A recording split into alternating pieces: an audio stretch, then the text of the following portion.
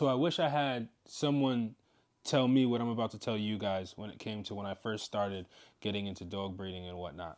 I wish somebody would be honest and tell me the things I'm about to tell you guys, as well as encourage me in a sense. So I wanted to take this time to be able to sit down and really tell you guys some of my thoughts when it comes to dog breeding, some of the things that you may need to hear, some of the things you may need to know. So stay tuned.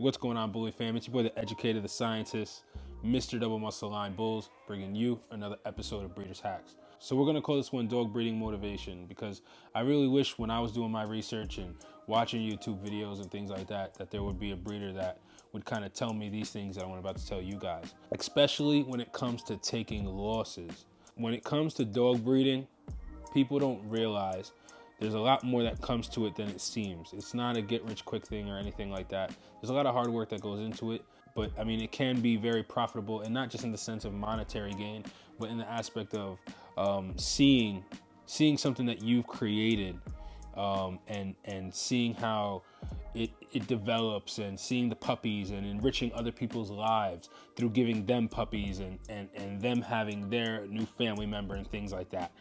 There's no way to replace that. I love that feeling when I put a puppy with a new family. So that's why to this day, even if majority of the litter is getting sold to other breeders and things like that, I still pick 1 to 2 puppies out of the litter and place them in family homes, because of the fact I love that feeling of seeing a puppy go into ideally a family setting. So really what this was about, what I wanted to talk about was the losses in the game, as well as some motivation, things like that, from someone who has been doing this for a really long time and has some experience. So things may not always go as planned. You may lose litters. Even some of the top people that breed dogs, they still lose puppies, they still lose litters. We do our best in order to ensure that everything you could possibly do to save a puppy, and so on and so forth, you do it. But there's some things that are just out of your control. So the key thing that I stress to everyone is, hey, at the end of the day, you educate yourself. Continue to educate yourself. And if you educate yourself, you're going to minimize the chances of losing puppies, spending an absorbent amount of vet bills and vet fees and things like that, and keeping your costs down, as well as creating the best possible life for your dogs. But like I said, there are losses associated with dog breeding, and the only thing to mitigate those losses is really education. So it's one thing if, say, you lose a puppy and there was nothing you could have done, maybe there was a defect or whatever the case may be. To a degree, that's probably out of your control. But if there was something you could have done but you just were not aware of it, then that's when it becomes a whole different thing, because if you would have taken some time to have some education, you maybe would have been able to save that litter or save that puppy or whatever the case may be. So even to this day, like me being where I'm at, I've been breeding for the past decade. I take losses, we've been very fortunate with how our camp's been going. But I mean, I've had litters that, for example, I've only had 1 puppy litter, 2 puppy litters. It's happened to me. It doesn't happen all the time, but it happens. And the best thing I could say, like, if I could speak to the young kid that was aspiring to be a breeder, which was me, a decade ago, I would just say, hey, you know what? I wouldn't have done anything different. And that's one of the key things, is not having any regrets when it comes to these dogs. If you're unsure of something, go to the vet, spend the money. Don't be afraid. Don't have regrets. If I could say anything to that young aspiring breeder, I would have just said, stay the course. And that's what I say to you guys. Even if you take losses, stay the course. Because for me, in the end, it all paid off. Because fast forward to where I'm at now, it got me here sitting in front of you guys, reaching millions of viewers, and really doing this full time as a full-time breeder. So I would just say to someone who's aspiring to be a breeder, whether it's full-time, whether it's just doing it for a lengthy amount of time, or whether you're in the middle of going through a loss, whatever the case may be, don't give up. There's no losses, there's just lessons. And everything, it's so funny because I really think about what happened. I really think about what happened when I got into the dog breeding sport, the dog breeding game. And it amazes me because, in all honesty, like, I had some of the worst things happen to me when I first started out. Some of the worst things happen. And I cover some of these things in Dog Breeding Horror Stories, a little segment that I do. But I had some of the worst things happen. And I look back at it now, and they were all lessons leading me up to be able to save so many people through YouTube, through Instagram, through TikTok, with my experience and my lessons that I learned through some loss. It allowed me to educate you guys about it. So then a lot of you guys, a lot of other people do not make these mistakes.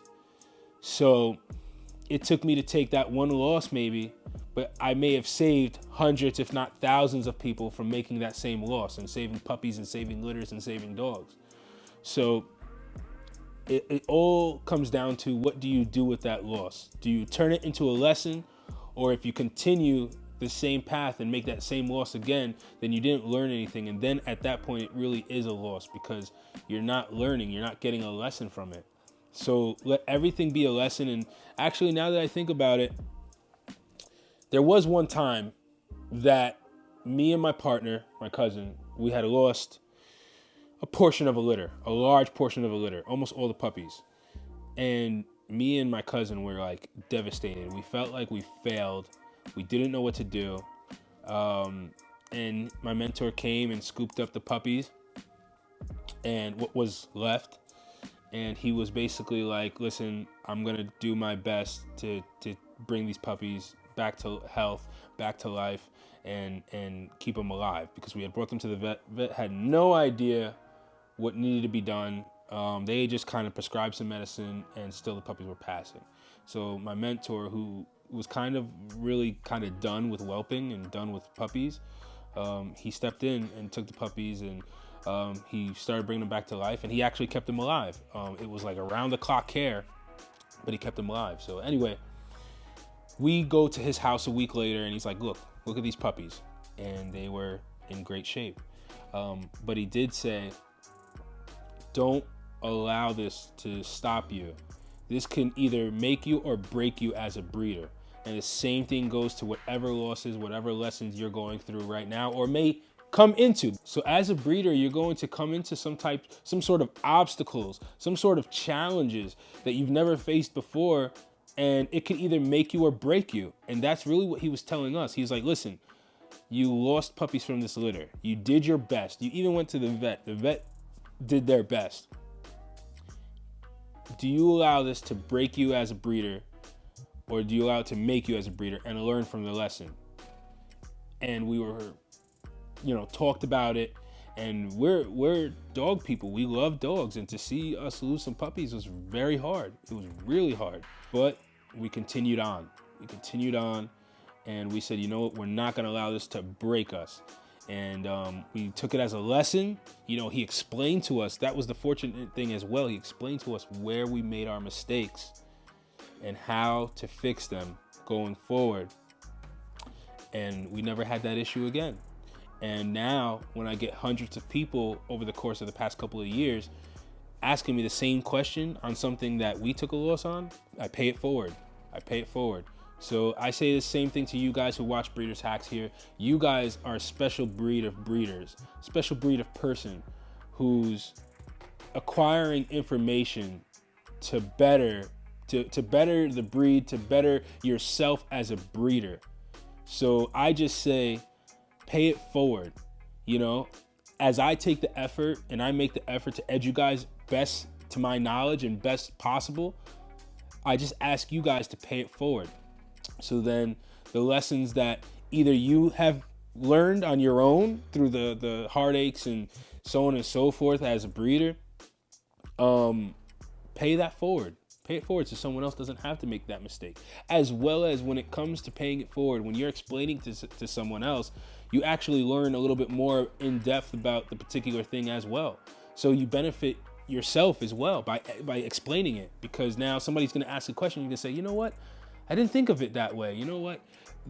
It's going to make you just more versed in whatever it may be. So I just wanted to use this as motivation, guys. Like I said, I started out as a breeder and I had some of the worst things happen to me.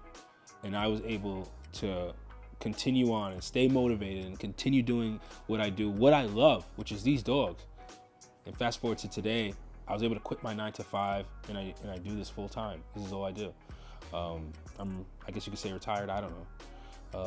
All I do is breed my dogs, love my dogs, and teach you guys about it. So don't lose sight of the goal. Don't lose sight of the mission. If it's breeding dogs, if it's creating that dog in your head that's ideal, stay the course. It'll be all worth it in the end. And just pay it forward as well. That's all I can say. And if you do that, you will get very, very far in this. You'll get the results you want eventually with proper patience, as well as putting in the work.